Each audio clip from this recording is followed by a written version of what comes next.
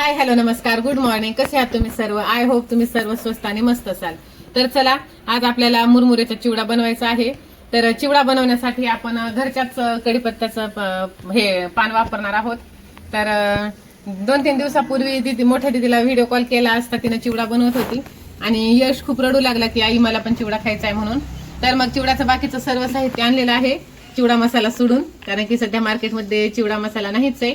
5-6 shop मी शोधले आणि नंतर मग चला म्हटलं आता कसं पावसाळा पण जवळ आलेला आहे आणि हा झाड पण खूप मोठा झालेला आहे. गॅलरीत आपण एवढ्या मोठ्या झाडाला ठेवू शकत नाही. जमिनीमध्ये असेल तर काही प्रॉब्लेम नाही, पण गॅलरीत आपण एवढ्या मोठ्या झाडाला ठेवू शकत नाही. परत आपल्याला शिफ्टिंग वगैरे करायची असेल तर प्रॉब्लेम येतो. तर म्हणून आता आपण कसं नाही पा तुम्हाला हे दिसत असेल. पहिले पण आपण ह्यांना जवळून घे बेटा. पहिले पण आपण ह्याची छाटणी केलेली आहे. तर हे अशी छाटणी केलेली आणि परत हे एवढं वाढलेलं आहे. तर आज अजून आपल्याला हे अजून आपल्याला थोडं थोडं हे छाटून घ्यायचं आहे, जेणे की आपला चिवडा पण होणार आहे आणि झाडाची छाटणी पण होणार आहे. तर हा कढीपत्ता गावरान आहे. इतका सुगंध दरवळतो ना सगळीकडे. इथे जरी पान तोडलं किंवा इथे जरी असं चोळून घेतलं ना तर किचन ओट्यापर्यंत ह्याचा वास असा येत असतो. तर चला आपण हे ना आता छाटून घेऊ. आता माझ्याकडे कटर वगैरे असं काही नाहीये, तर मी चाकूनीच करणार आहे. चाकू पण खूप भारी आहे, ह्याला पण एवढी काही धार नाहीये. पण चला आता कसं ना काम आडायला नको पाहिजे म्हणून. तर हे आपण इथून कट करूया. नाही बेटा एवढ्या कालून. हे पहा, हे धर गोलू. अरे मला खूप खाली वरची होते.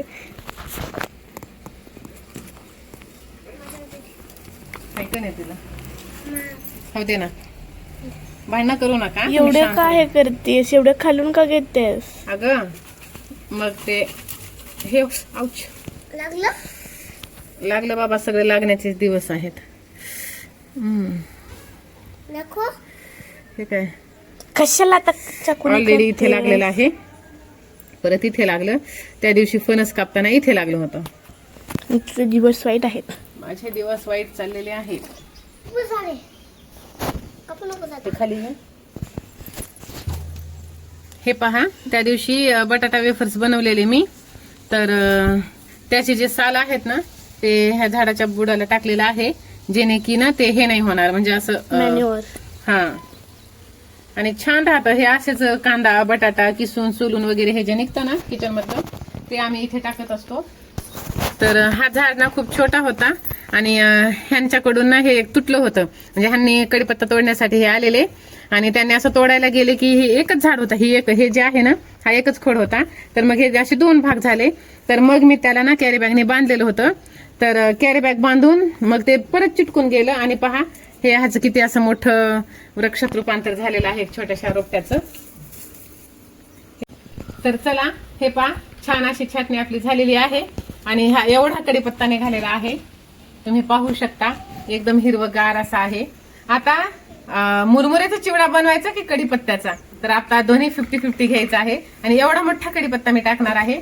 कडीपत्ता हे शरीराच्या आपल्या माणसाच्या आरोग्यासाठी खूप महत्वाचं आहे. ह्याने आपले केस खूप दाट होतात, काळे होतात आणि मजबूत होतात. तर माझी बकरी तर अशीच खायची, असंच एक पाला तोडून तिने खाऊन घ्यायची. तर चला आता आपण पटकन चिवडा बनवूया. खुशी होती. कडीपत्ता आला आहे.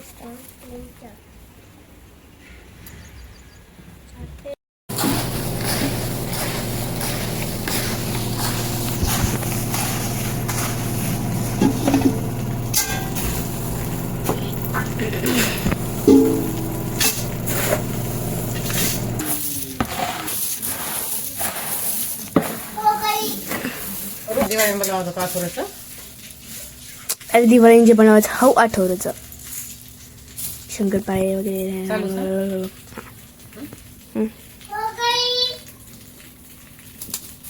पहा 8च दिवसांनी किती परत अजून हे झाड वाढलेलं आहे. हे पहा आपण कोठून कट केलेलं आणि परत अजून हे किती मोठे मोठे झालेले आहेत. तुम्ही पाहू शकता. म्हणजे निसर्गाची किमया पहा. इथून कट केलेलं तर अजून किती मोठं हे झालेलं आहे आणि सगळे फांदे अशाच वाढलेले आहेत. किती छान ना.